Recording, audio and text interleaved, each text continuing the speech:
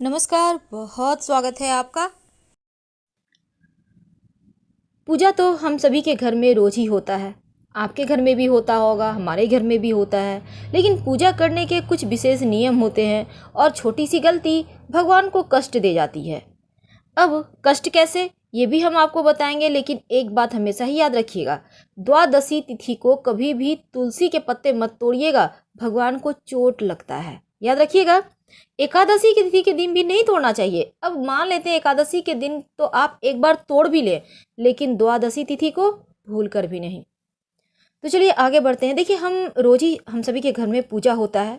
ऐसे में पूजा की कुछ जरूरी बातें होती हैं जिससे कि हम कभी कभी जाने अनजाने छोटी छोटी गलतियां कर बैठते हैं। तो आज हम सिंपल तरीके से आज आपको एक नियम बताएंगे।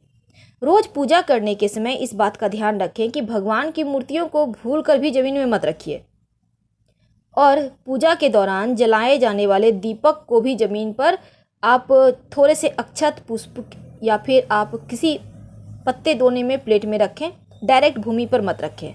मंदिर में गणेश जी की दो मूर्तियां कभी मत रखिए।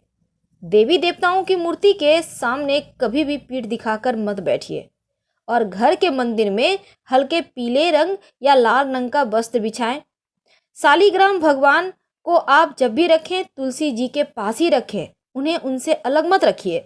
और तुलसी जी हमेशा अपने घर में बालकनी में, आंगन में या फिर आप खुले स्थान पर रखा जाता है, आप रखिए। शंख को जमीन पर भूल कर भी मत रखिए। हमेशा ही लाल रंग का वस्त्र बिछाकर शंख रखें और रोज पूजा करने के बाद सुबह शाम 3 बार शंख बजाइए। शंख माँ लक्ष्मी को बहुत प्रिय है, इसलिए शंख को हमेशा अच्छे जगह पर आसन देकर रखना चाहिए।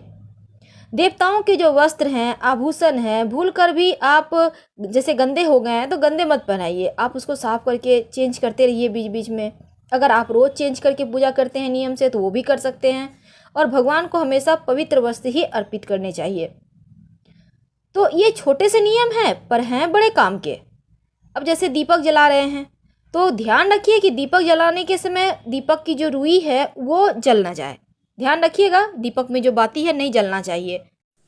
हम आपसे विदा लेते हैं। जानकारी अच्छी लगे तब लाइक कर सब्सक्राइब करें, अपनों से शेयर करें और कमेंट में हर हर महादेव जरूर लिखें। धन्यवाद।